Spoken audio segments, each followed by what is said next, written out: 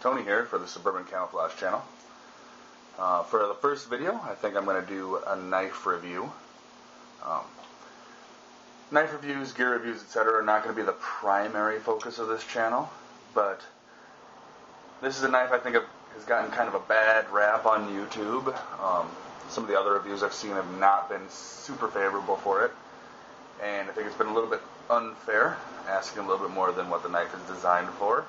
So, as my first video, I figured I'd throw a review out there, and the knife I'm going to be reviewing is the Ka-Bar Acheron. It's part of the ZK, or Zombie Killer series. This is it as it comes, straight out of the box. The specs on the knife: overall weight is 0.05 pounds. Blade and handle are made out of CR13 stainless steel. Blade length is 3 1/8 inches. The overall length is 7 3/8 inches. The grind is a hollow grind. The edge angle is 15 degrees. Blade shape is recurve, which you can obviously see here. Made in China. Overall blade thickness is 13/10 of an inch. Now, opening it straight out of the box,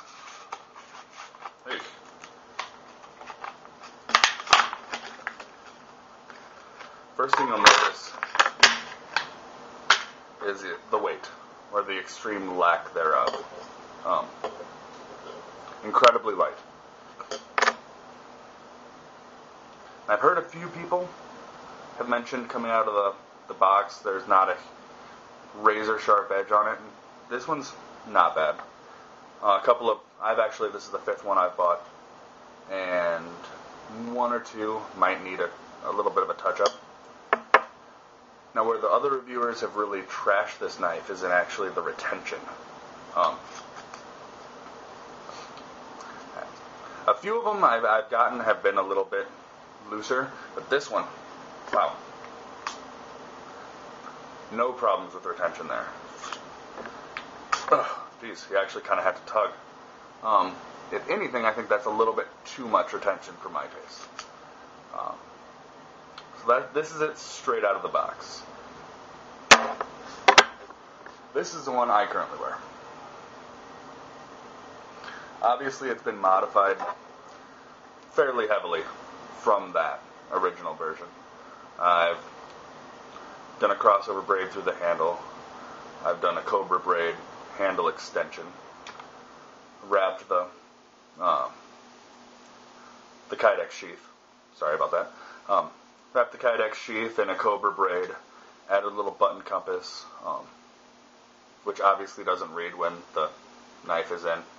Towards the blade, or towards the handle, is always going to be north when the blade's in the sheath.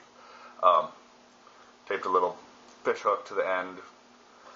Added a reasonably lengthy neck lanyard with a cobra braid, adjustable clasp, if you will. Obviously, that doesn't have as much retention. This is a little bit more broken in.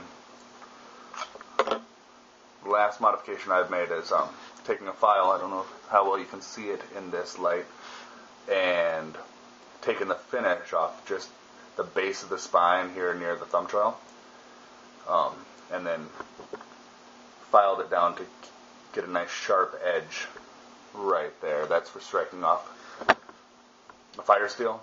I've done that to all of these that I've bought, and I've tested every one. They throw sparks like nobody's business once you get that edge in there and remove some of the finish. And being stainless steel, you're not going to have to worry about oiling this back or anything. It's no big deal.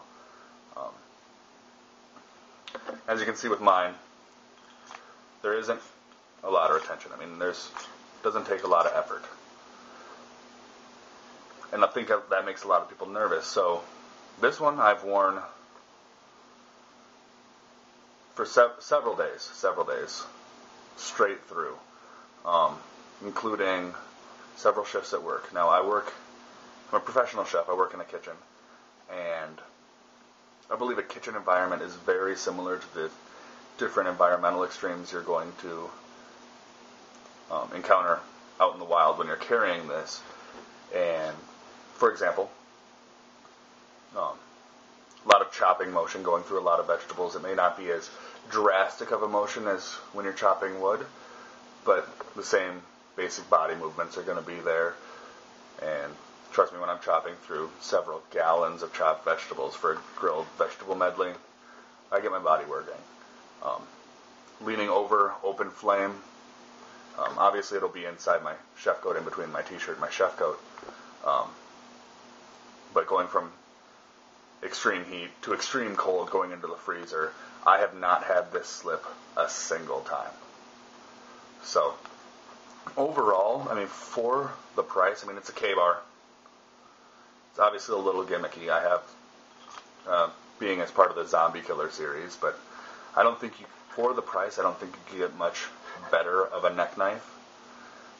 I actually have one of the Big Brothers that came with just the skeletal knife, and I'm going to keep it just as the skeleton with that knife. I actually have the war knife. But overall, if I were to give this a rating of 1 to 10, I'd give it a solid 8, just for affordability and weight. The weight is the thing that really sold me. You could wear this.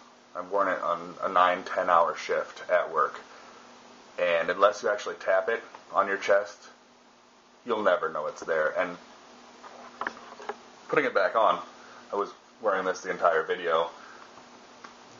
Even just a thin t-shirt, this is just against my skin, not much of a bulk. I mean, sometimes the lanyard at the bottom will kind of catch on your shirt a little bit, but overall,